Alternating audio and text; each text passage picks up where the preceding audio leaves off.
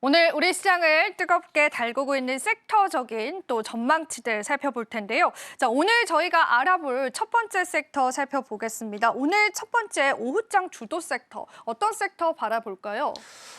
일단 방산 쪽이 되지 않을까 좀 싶습니다. 사실 이제 방산 같은 경우가 작년만 놓고 봤을 때도 우려감이 굉장히 좀 많았었거든요. 일부 이제 지금 수출도 굉장히 잘 되고 있음에도 불구하고 전쟁 종결에 대한 그런 우려감들도 일부 좀 방산 쪽에 수급에 좀 영향을 좀 많이 미쳤던 부분들인데, 사실 이제 방산 같은 경우는 사실 뭐 러우 전쟁에 대한 부분들의 종결이 된다고 해도 그런 부분들이 일부 우려감으로 반영이 될 수는 있겠지만, 저는 이제 중요한 부분들은 이제 트럼프 2기 행정부에서 지금 처음으로 카드를 꺼냈던 부분들이 관세 위협이거든요. 관세 위협이라는 것은 결국 이제 자국 우선주의에 대한 부분들의 가치를 살린다는 겁니다. 그러니까 이제 본인 나라에 대한 부분들에 있어서만 우리만 좀 살기, 약간 이런 가치주의에 대한 부분들을 좀 많이 가지고 있는 부분들이 상대적으로 방산 쪽에서는 반대로 반사수혜도 받을 가능성이 저는 높지 않을까 싶거든요. 그러니까 물론 지금 러우 전쟁 종결 기대감도 있긴 하지만 중국을 계속해서 밀어내는 작업들. 그러면 결국 중국을 밀어내는 부분들이 있어서 이제 각국의 좀 방위비가 또 증감이 될 가능성. 그러니까 결국에는 각국에서 어느 정도 트러블이 일어날 수 있을 거라는 이런 우려감들이 계속 조성이 될 가능성이 높다라는 거죠. 그렇다 하게 되면 결국 이제 각국에서는 계속해서 방위비를 증감을 시키는 그런 현상들이 좀 나올 가능성이 좀 높다고 보고 있고요. 사실 이제 전쟁이 이렇게 예상보다 뭐 빠르게가 아니라 어떻게 보면 예상보다 굉장히 길게 전쟁이 계속해서 유지가 되었던 부분들이죠. 그러다 보니까 실질적으로 각국에서도 계속해서 방산 쪽에 대한 부분들의 수주량을 좀 늘리려고 하는 그런 움직임들도 계속해서 나와주고 있고, 그러면 결국 국내 방산 업체들 같은 경우는 이미 뭐 항상 제가 방산 쪽 이야기할 때 말씀드렸던 부분들이 가성비면이 굉장히 좋다라는 거죠.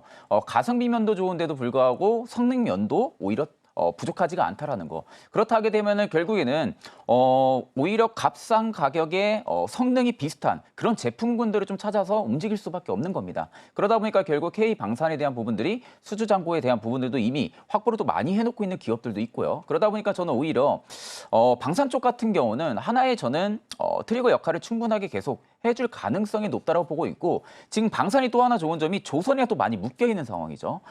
조선이랑 지금 또 많이 묶여 있는 상황 쪽에서 MRO 사업에 대한 부분들까지도 지금 일부 수혜를 받고 있는 것으로 판단을 하고 있습니다.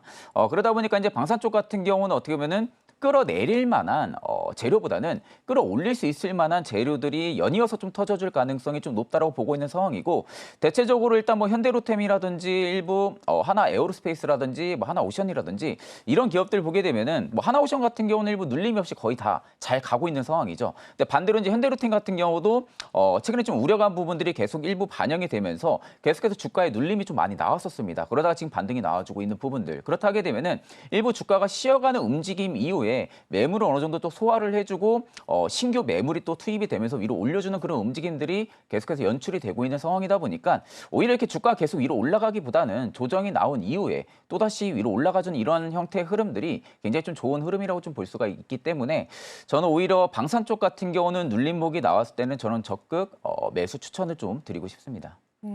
좋습니다.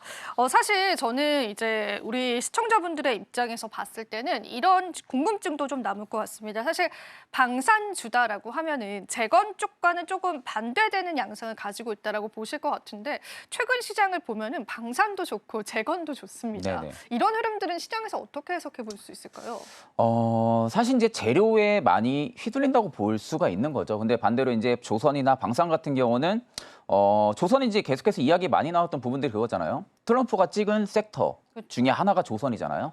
그 조선에서 이제 MRO 쪽이 이제 퍼져 나가서 방산 쪽까지도 지금 수혜를 받고 있는 부분들이다 보니까 재건이랑 오히려 재건이 올라갈 때는 방산이 떨어지고 방산이 올라갈 때는 재건이 떨어지고 이런 수순으로 지금은 바라보기보다는 재건은 재건 나름대로의 지금은 모멘텀을 봐야 되고요. 방산은 방산 나름대로의 지금의 중장기적으로 끌고 갈 만한 성장 모멘텀을 봐야 됩니다. 그렇다 하게 되면 결국 재건 쪽 같은 경우는 재건 프로젝트 이후에 또 일부 매물 출회가 될 가능성은 높겠죠. 매물 출회는 되겠지만 재건 프로젝트 자체가 단기간에 끝나는 프로젝트는 절대 아닐 겁니다. 오히려 지금 영토에 대한 부분들에 있어가지고 폐허가 또 얼마나 되어 있는지 여부도 좀 체크를 해야 될 거고요. 그럼 그런 부분들의 공사비가 여기가 얼마나 또 증액이 될 수가 있는지 여부까지 전부 다 체크한다고 하게 되면은 이게 단기간에 끝날 만한 프로젝트는 저는 아니라고 생각을 하고 있기 때문에 아마 그 이후로부터는 재건 쪽 같은 경우는 이제는 실적 성장에 대한 기대감이 붙어줄 가능성이 높겠죠. 근데 반대로 방산 쪽 같은 경우는 이미 실적 성장에 대한 기대감이 재작년부터 계속해서 불어왔던 부분들입니다.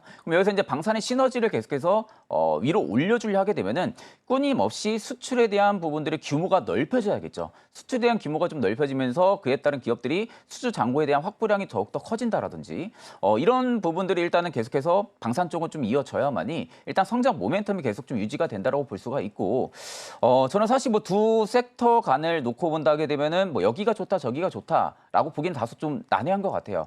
재건 쪽 같은 경우는 지금 단발성에 대한 이슈가 굉장히 강한 상황이고요. 방산 쪽 같은 경우는 꾸준하게 잘 가고 있는 또 섹터 중에 하나잖아요. 그러다 보니까 내가 일단 단기성에 대한 부분들의 트레이딩에 좀 많은 치중을 두고 있다 하게 되면은 저는 재건 쪽도 나쁘지 않다고 보고 있고 반대로 저는 성장에 대한 기업에 대한 성장을 바라보는 측면이다라고 하게 되면은 저는 오히려 방산 쪽 같은 경우도 충분히 좋다고 보고 있는 상황입니다.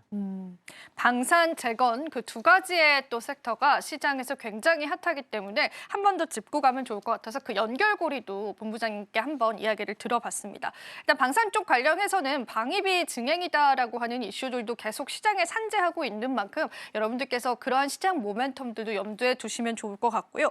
한 가지 조금 우리가 또 타이밍적으로 이야기해봐야 될 부분들은요, 본부장님. 사실 시장의 주목은 좀 많이 받았던 거라서 제가 생각할 때는 방산주 내에 순환매가 이루어진다라고 한다면은 그간 주목받지 못했던 그런 기업들 위주로의 주목이 있을 것인지 아니면은 지금까지 주목받았던 기업들이 또 다시 계속되는 탄력을 나타낼지 그런 관점에서는 어떻게 보실까요? 저는 일단 계속 주목받은 기업들이 계속 주목받을 가능성이 높다고 봅니다. 일단 이제 저도 방산 쪽 같은 경우는 점유율 싸움이 좀 크지 않을까라고 보고 있거든요. 수출에 대한 규모가 계속해서 증대를 할 수 있는 그런 기업들 같은 경우가 일단은 저는 접근이 가능하다고 보고 있고 그냥 전체적으로 지금 방산 쪽에 뭐 대부분의 지금 기업들이 많이 또 속해 있는데 그냥 아무 기업이나 지금 접근을 하면은 저는 오히려 이게 방산 쪽 섹터에 대한 수급이 만약에 죽었을 경우에는 그쪽에 대한 기업들의 일부 매물 출회가 또 강할 가능성이 높고요. 근데 반대로 대표적으로 뭐 현대로템이라든지 뭐 하나 에어로스페이스 혹은 뭐 하나오션, 하나시스템 뭐 이런 기업들 같은 경우는 지금 해외 쪽에서 성과가 굉장히 잘 나오고 있는 상황이잖아요. 해외 쪽에서 성과가 굉장히 잘 나온다라는 것은 일부 방산 쪽에 대한 부분들의 모멘텀이 조금씩 죽는다고 해도 그 매물 출회가 상당히 제한적일 가능성이 높다라는 겁니다. 그렇기 때문에 저는 오히려 방산 쪽 같은 경우는 일단 저는 시총이 높은 기업들을 좀 위주로 비교를 해서 바라보시는 게 맞다고 보고 있고 아직까지는 방산 쪽에 시총이 낮은 그런 기업들 같은 경우는 조금은 보수적으로 좀 접근하시는 게 맞다고 보고 있는 상황입니다.